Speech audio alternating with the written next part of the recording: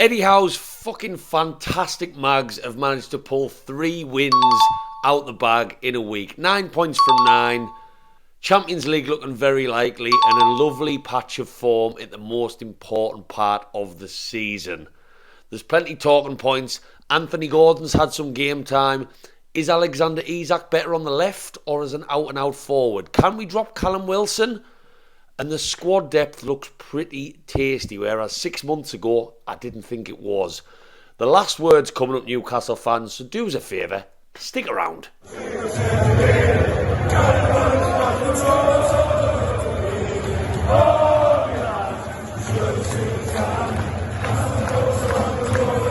Welcome back to Black and White Banter, Newcastle fans, and I've got no doubts about it. You are about to end this bank holiday weekend and bounce into work with a smile on your face, because why the fuck would you not?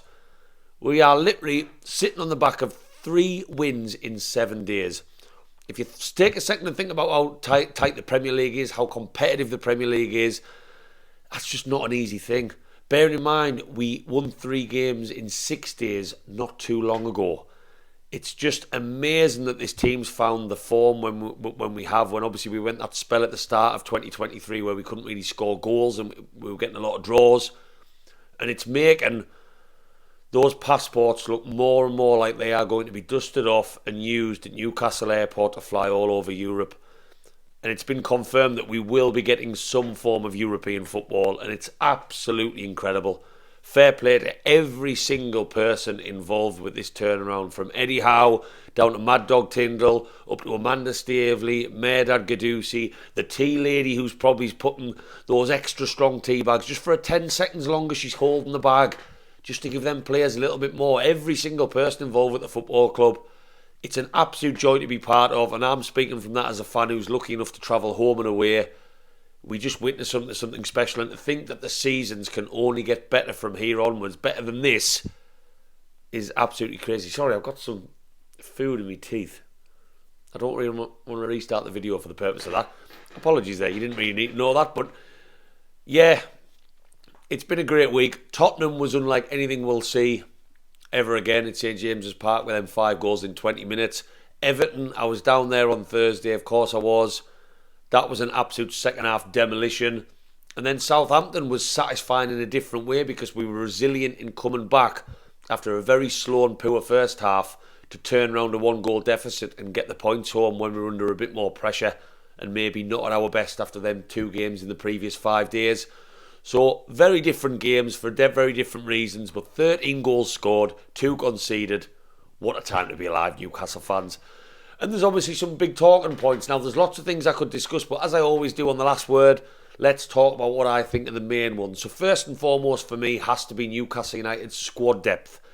Now, if you would have gone back to my videos 3 or 4 months ago, and we were talking about, is Champions League likely? We've been there most of the season. Are we going to do it come May?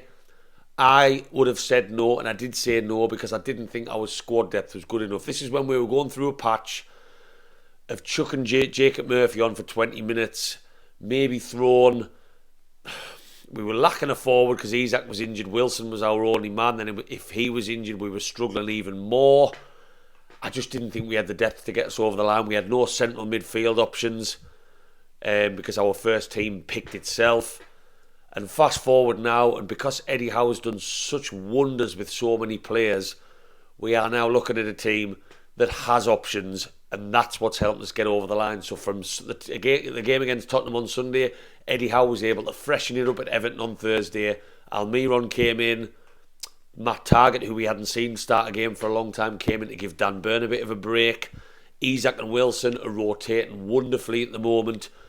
And what looked like a very desperate squad to a degree, after our starting 11 of your Joe Lintons, your Willocks, your Wilsons, your Trippiers, it's now looking a lot more solid, and that's freed up and given us that opportunity to win football matches in a short space of days. And of course we brought Anthony Gordon in the January transfer window. I'm not denying that, but look at how much Anthony Gordon has actually played. He hasn't played very much, and we'll touch on him in a second. But that £45 million man, yes, it's a lot of money. He hasn't offered too much in terms of squad depth because he's only been a bit part player. So what Eddie Howe's managed to do with Jacob Murphy, first and foremost, he's in probably the form of his Newcastle career with 3 goals in 2 matches. He's looking a real threat down that right-hand side. He's full of running. He's passionate. He's aggressive. He's been a turnaround. Almiron's been a turnaround earlier in the season. And now he's fighting with Murphy for that right-hand side. We've got St. Maximin, who's not even a part of the squads at the moment because of injury. Anthony Gordon, Willock and Joe Linton can play on that left-hand side. You've got 2 strikers, again, which we'll talk about in a second, who are chomping at the bit and both scoring goals. It's wonderful. It's absolutely wonderful. And even if you look defensively, Lascelles came in against Man City and didn't do too bad about 3 or 4 weeks ago. He looked okay in his first start in a long time. So it's great, and that squad depth has really helped us push on as the season's drawn to a close, and it looks like that might be a factor in us getting that Champions League football, touch wood. Next one for me, we've talked about him, Alexander Isak. Now, it's causing a huge debate. Is he better on the left? Is he better on the up front? Where should Eddie Howe look to play him? Now, for me, yes, he looks fantastic on the left-hand side, and he's done so much good in the last 2 games. I'm still having wet dreams over that Everton dribble. I really, really am. That's absolutely nothing short of incredible. That will be a Premier League assist looked at in years to come. I've got no doubts about it. But I would still like to see Isak as an out-and-out forward. I don't think Eddie Howe brought him in for a left-hand sided midfielder, but it's nice to know we've got that versatility. It's a tactical change that Eddie Howe now can keep using, particularly with Callum Wilson so effective at the moment down the middle. Isak can play on that left-hand side. You know he's going to run at his man. You know he's got very good close ball control. He's skillful. He's pacey. And he knows where the goal is. And he's happy to cut inside. I don't think Isak necessarily wants to play there, if I'm being totally honest. And I don't want to see him as an out-and-out left-hand sided midfielder. I think Isak has been brought in to further down the line be moulded into our out-and-out forward, because Callum Wilson's no spring chicken anymore. I think he's 32. Don't quote me on that. But it's a nice option to have. And I've got no doubts about it. Between now and the end of the season, Eddie Howe will trial Wilson and Isak from the start. I don't think it's going to happen against Arsenal. I wonder whether Isak, work rate-wise, at the other end of the field on that left-hand side to support his full-back, is going to put as much graft in as maybe what a Joe Linton and a Willock combination would, or an Anthony Gordon, that kind of character in terms of tracking back and forth. Isak has only ever known one way of playing football most of his life, and that's to be a lot further up the field. So I don't know, but it's an incredible option to have, and the fact we've got a striker who can be great down the middle as we've seen, but also be great on the left-hand side, that's quite unheard of. And he's looking every penny of that £63 million. And I think in a couple of years' time, from what I've seen so far, yes, it's maybe a jump-the-gun statement, that could be a snippet. That could be an absolute snippet, and we've got an absolute player on our hands. But I would still like to see him as a centre-forward predominantly with that tactical change as an option there if needed. Anthony Gordon, I've just mentioned his name a couple of times. We saw his first start at St James's Park against Southampton on Sunday. He was hooked off at half-time, but I don't think that was any reflection of his performance in the game. I actually thought in what was one of the poorest halves at St James's Park for a while, he was one of our brightest sparks. He should have scored, and he'll know he should have. He hit the side netting. He looks a player to me who's still very raw. Eddie Howe wanted him. It was his man. I've got no doubts about it. Eddie Howe can get a lot out of him. We know he's pacey. We know he wants to run at his man. We know he's a passionate footballer. I think he proved that at Everton. That's why he was so disliked by a lot of fans. I was included, I think, at times, after he's argy-bargy with Fabian shared St James's Park earlier in the season. He's got that fire in his belly. But I don't think he's a player for now in terms of when we're going to see quality. He's a player for the future. For me, he needs to work on his dribbling. So we saw it in the first half a couple of occasions on Sunday. He's trying to take on a player, but he's making it too easy for the defender. He's losing the ball when trying to dribble past players. And he's got Maximin who he can study. He's got Isak who he can study. He's even got Joe Willock who he can study, who's looked very good in those kinds of areas in the past month or so. So there's a raw player there, but there is talent. £45 million, was it expensive? Yeah, I think it was. We all knew that at the time. But I don't think it's someone we should be looking at and judging too much for what we're seeing from him right now. He needs a lot of direction. He's very raw. He came straight out of Everton's academy and got thrown in a struggling Everton team for 2 seasons, and he helped keep them up. So there's not any kind of finished article there, but Eddie Howe sees a potential finished article, and that's why he spent the money. So I think he's one to look out more for next season, if I'm being totally honest with you. Callum Wilson, is he droppable?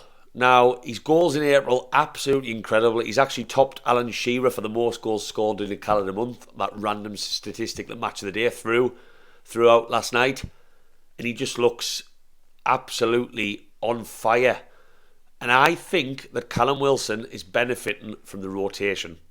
We know he's made of glass. He's got a terrible injury record. That's always a worry with Callum Wilson.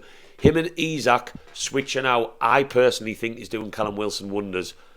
He had an injury problem after the World Cup and he's basically admitted that, and that's why we saw a very poor Wilson more recently. Didn't look himself. Now he's back. And now he's got competition from what looks like an absolute world beater of a striker for that striking position.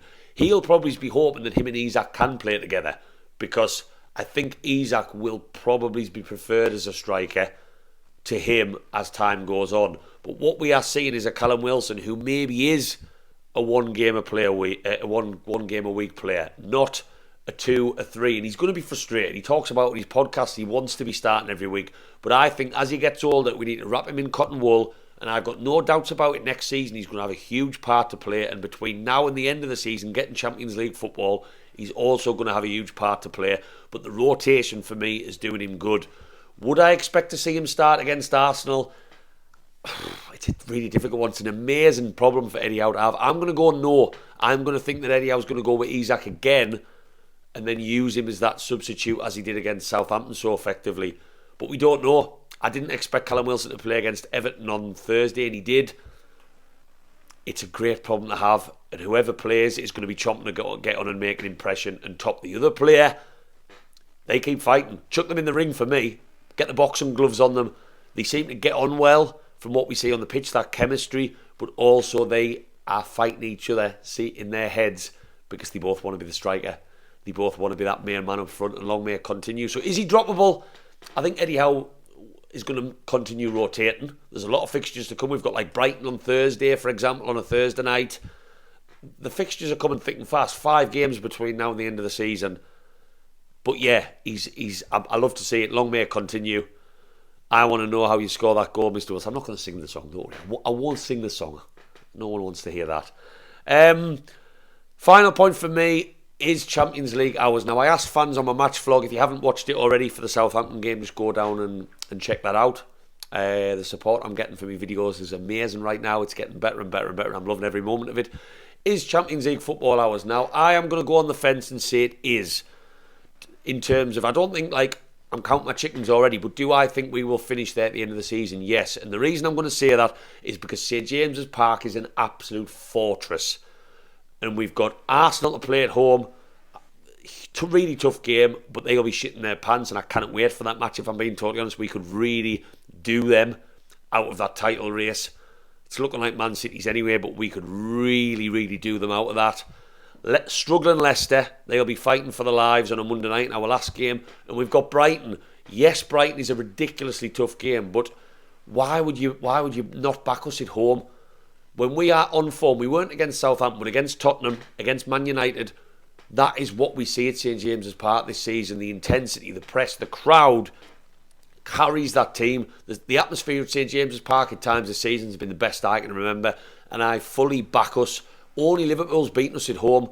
So because we've got those 3 fixtures at home, because we've got Leeds away who are shipping goals for fun, and the atmosphere at Leeds will be so nervy by the time we play them in a fortnight, because we've got Chelsea away who can't buy a goal and are just struggling left, right and centre under Frank Lampard, I'm going to say we can do it.